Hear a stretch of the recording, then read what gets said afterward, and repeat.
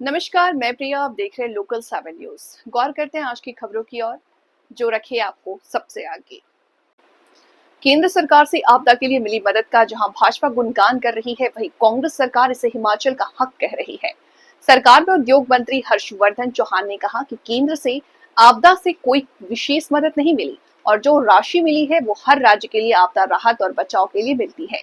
केंद्र सरकार ने हिमाचल को कोई खैरात नहीं दी, जिसका भाजपा इतना ढिंढोरा पीट रहा। उद्योग मंत्री हर्षवर्धन चौहान ने कहा कि विकट परिस्थितियों के बावजूद सरकार ने आपदा राहत मैनुअल में बदलाव कर आपदा प्रभावितों को राहत दी। 2023 में 10,000 करोड़ और 2025 में 5,000 करोड़ रुपए का आपदा से नुकसान हिमाचल को हुआ। 4253 करोड़ हिमाचल प्रदेश में 5 साल में एनडीआरएफ एसडीआरएफ सहित माध्यमों से मिला, जबकि विशेष आर्थिक पैकेज हिमाचल को मिलना चाहिए। केंद्र सरकार का ऐसे गुणगान कर रहे हैं जैसे केंद्र सरकार ने हिमाचल में पैसे की नदियां बहा दी हो। जयराम ठाकुर दिल्ली जाकर केंद्र से सिराज प्रोजेक्ट विशेष पैसे मांग रहे हैं, जबकि पूरा हिमाचल के लिए उनको बात रखनी चाहिए। जयराम ठाकुर को प्रदेश के नेता नहीं है, वो केवल सिराज विधानसभा क्षेत्र तक के नेता है।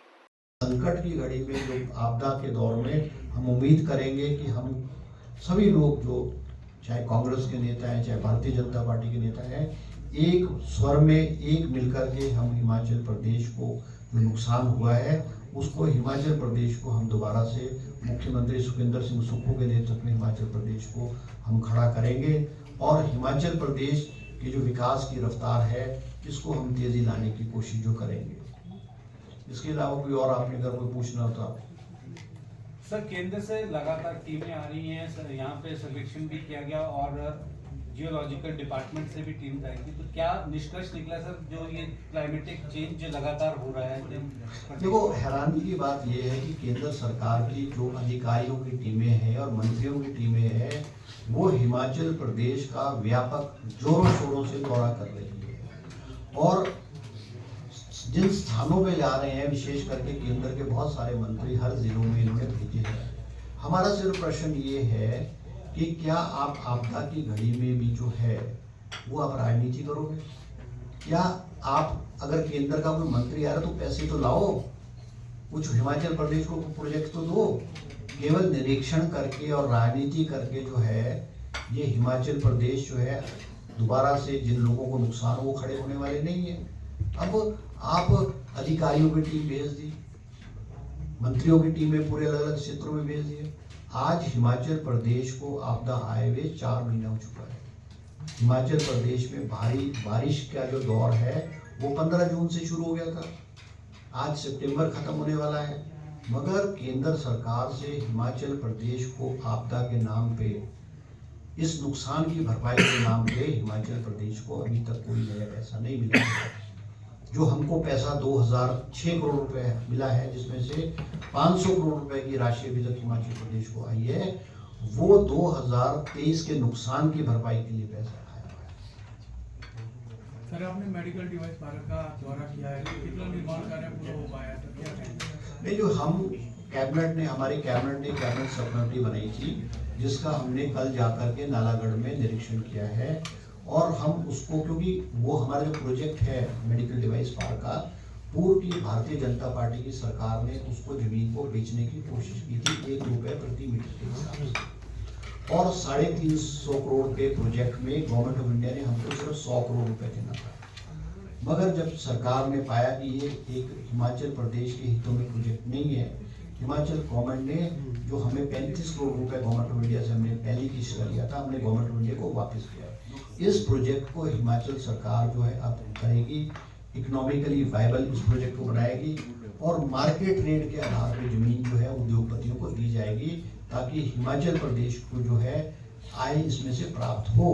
अब आप ये बताओ मुझे कि मेडिकल डिवाइस पार्क की 1550 बीघे जमीन को 1 रुपए प्रति मीटर पे देने का फैसला किया गया था और 3 रुपए यूनिट बिजली के दाम पे बीजेपी की सरकार ने देने का फैसला किया गया था और ये हिमाचल प्रदेश के हित में। अब जो भी फैसला लिया जाएगा, क्योंकि हमने इंडस्ट्री डिपार्टमेंट में इसमें कैबिनेट को 4 ऑप्शंस दिए, या स्टेट अपने आप इसको चला ले, या हमको बाहर से इंडस्ट्री डिपार्टमेंट को लोन रेज करने, इक्विटी लेने की परमिशन दे, या वो 50-50 मोड पे कर ले, या फिर हम इसको किसी प्राइवेट ऑप्शंस में 2 पार्टीज को 4 पार्टीज को मार्केट रेट के आधार पर देने को कैबिनेट सब कमेटी ने कन्वेंशन किया है।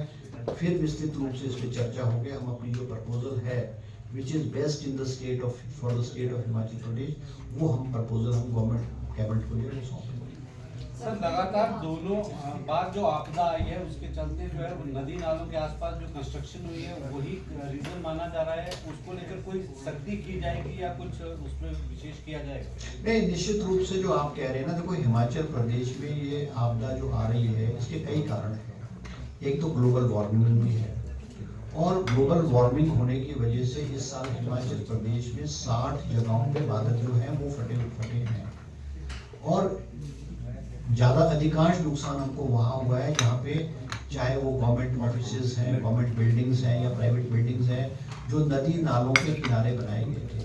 अब सरकार ने फैसला किया है कि नदी है या नाले हैं या खाले हैं, इनके 50 मीटर्स ऑन ईदर साइड्स कहीं भी कोई कंस्ट्रक्शन को अलाउ नहीं किया जाएगा, और गाँव में भी जो डेवलपमेंट की जाएगी, गाँव का भी जो डेवलपमेंट प्लान होगा उसको भी प्लान्ड वे में जो है बनाया जाएगा।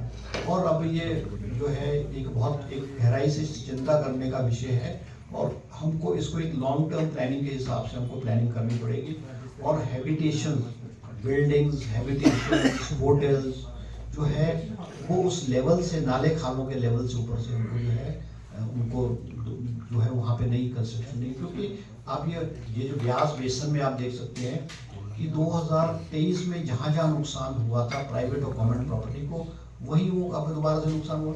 अब आप धर्मपुर का अगर आप बस स्टैंड ले लें, धर्मपुर का आप कॉलेज ले लें, या आप थुनाग का एरिया या सराज के उस एरिया में ले लें, तो सारे का सारा ये जो बसा हुआ है, ये सारे का सारा ये नालों में बसा है, नालों के किनारों में बसा हुआ है।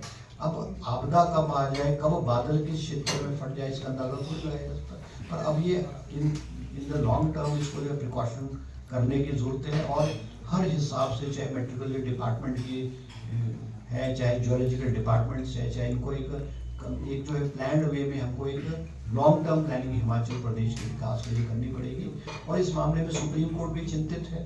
सुप्रीम कोर्ट ने भी कुछ टिप्पणियां जो हिमाचल प्रदेश के ये आपदा के और हिमाचल प्रदेश के नुकसान के बारे में की है। तो इन सारे पहलुओं को देखते हुए हिमाचल प्रदेश सरकार जो है गहराई से विश्लेषण करेगी और आगे की पॉलिसी इस प्रकार से बनाई जाए। सर, ये जो आप आंकड़ा 5 साल का बता रहे हैं, इनमें वर्तमान जो सरकार है उनके कार्यकाल में कितना किया गया? वो तो मैंने एग्जैक्ट बताया, वो तो लगभग पिछले 5 सालों में जो भी आया है लगभग सेम है। थोड़ा बहुत कोई किसी हेड में हमारे टाइम में ज्यादा है, किसी हेड में बीजेपी के टाइम में कम है, पर ये टोटल आंकड़ा ये मैंने आपको जो बताया ये आंकड़ा है। चलो ठीक है जी। फिलहाल वक्त हो चला एक छोटे से ब्रेक का, जल्द हाजिर होंगे ब्रेक के बाद। तब तक के लिए आप बने रहिए हमारे साथ और मुझे दीजिए इजाजत। नमस्कार।